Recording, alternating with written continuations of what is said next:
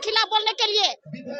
हम लोग क्या करने आए बताइए आप लोग, क्या करने आए हैं यहाँ बताइए ना आप लोग।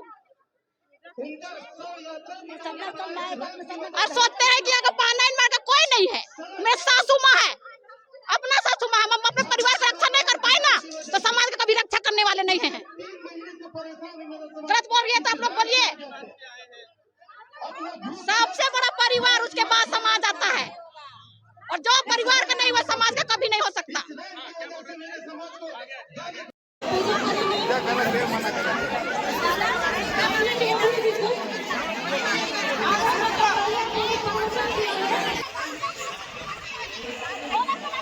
किसी को कोई दिक्कत नहीं, आपत्ति नहीं होनी चाहिए, आपसे आग्रह है।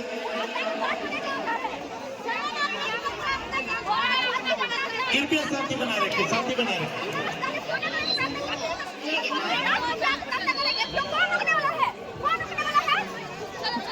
आप लोग विरोध करने नहीं आए, हम लोग बता दे रहे हैं।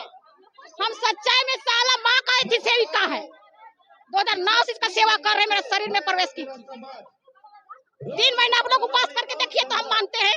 जिंदा रहिएगा, बोलिए,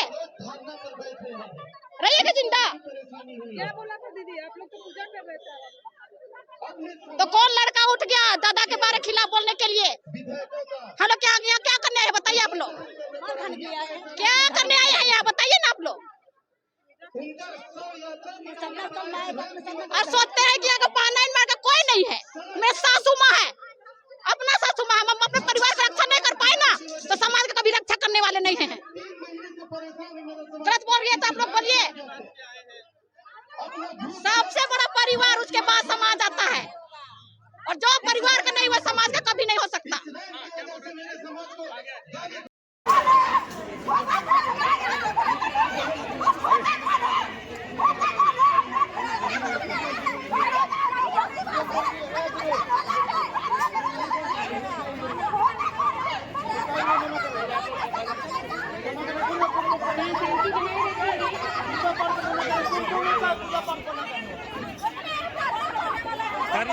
करिए पूजा पाठ करिए।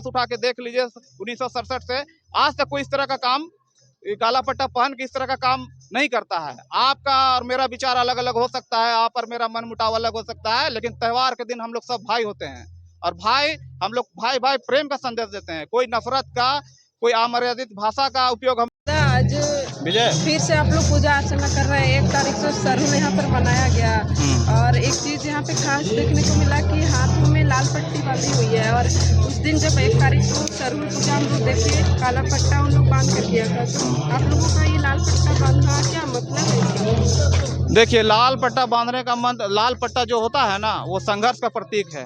वो भगवान बिरसा मुंडा के संघर्ष का प्रतीक है, समाज के संघर्ष का प्रतीक है। और जब धर्म पर कोई काला परछाई पड़ेगा ना तो उसको लाल रंग से मिटाने का हम लोग काम करेंगे, लाल रंग उस पर चढ़ा देंगे हम लोग संघर्ष करके।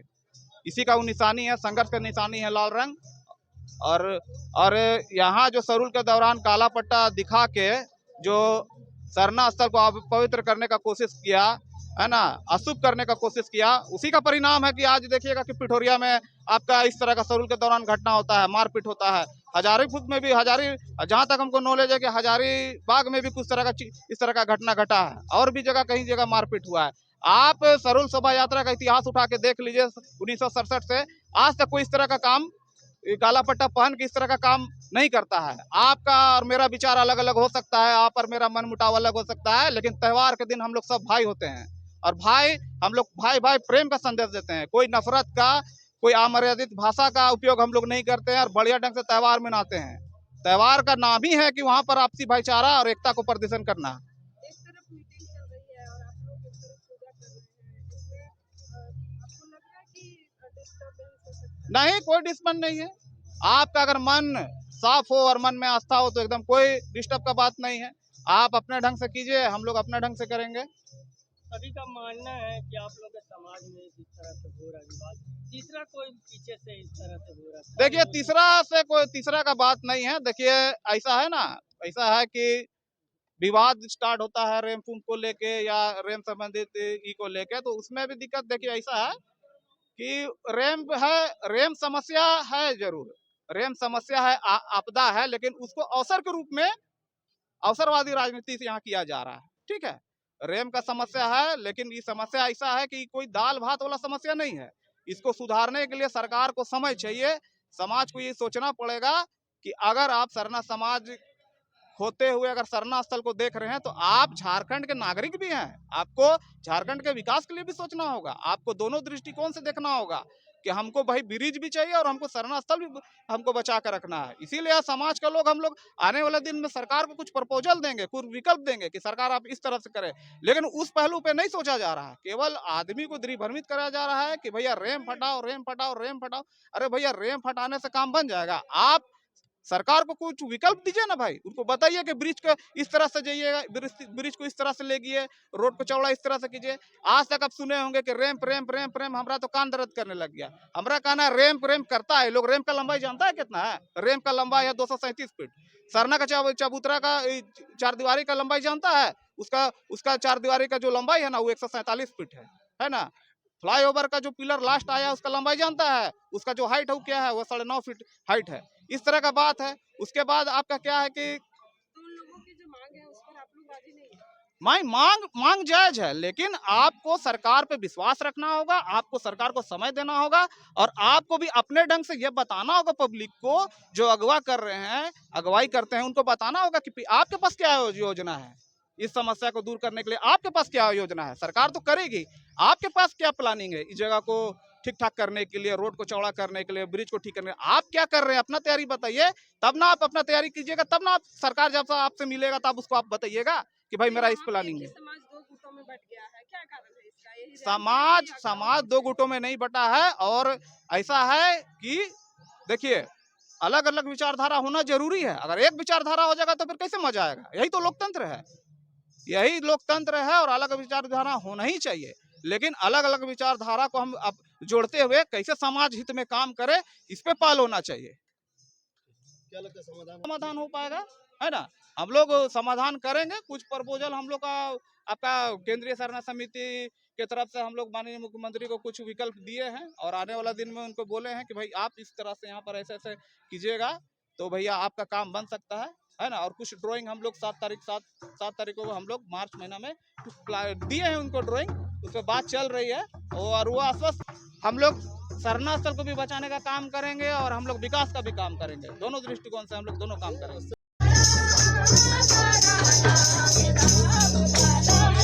रांची फ्लाईओवर रैंप का मामला, जो सीरम टोली का मामला है, वो कुछ अलग ही आग पकड़ रही है, क्योंकि अभी इस समय एक समिति जो है सरना समिति जो सीरम टोली है वहाँ पर बैठक कर रही है, और एक दल जो है यहाँ पर पूजा करने के लिए पहुँची है। मतलब कहीं ना कहीं इस बात का अंदाज़ा लगाया जा सकता है कि आपस में ही फूट देखने को मिल रहा है।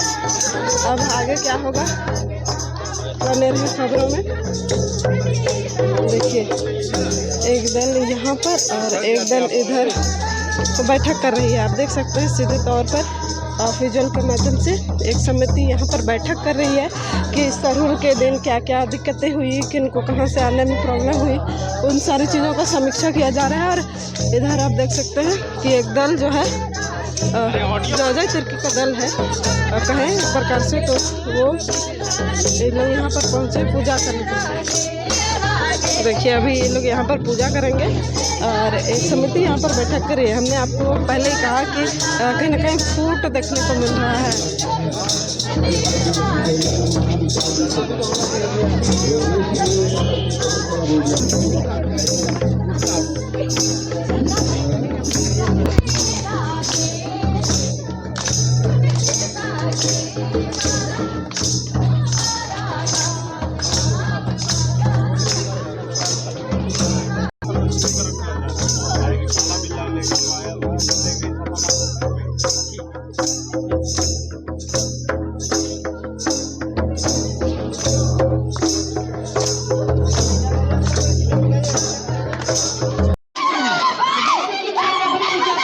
देखिए एक दल जो है बैठक कर रही है। जिस दिन सरहुल मनाया गया 1 अप्रैल को, उस दिन का समीक्षा कर रही है। और इधर आप देख सकते हैं एक दल जो है पूजा करने के लिए यहाँ पर पहुँच गए हैं। लगता है हंगामा होगा, लेकिन यहाँ पर साफ तौर पर आप देख सकते हैं कि किस तरीके से मतलब गुट का यहाँ पर बन जाना, 2 गुट आपस में। देखिए इधर अजय तिर्की है।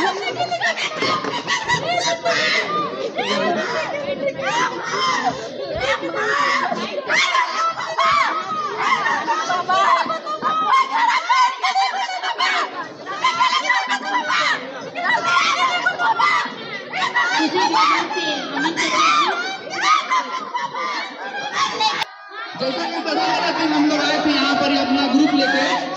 मेरा गांव से 4-5 टोली निकलता है, ऊपर टोली, नीचे टोली, जागरण टोली और मेरा खुदबू टोली। साथ ही साथ बगल वाला गाँव कुसई भी है। कुसई में भी 2 टोला पड़ता है, नीचे टोला ऊपर टोला।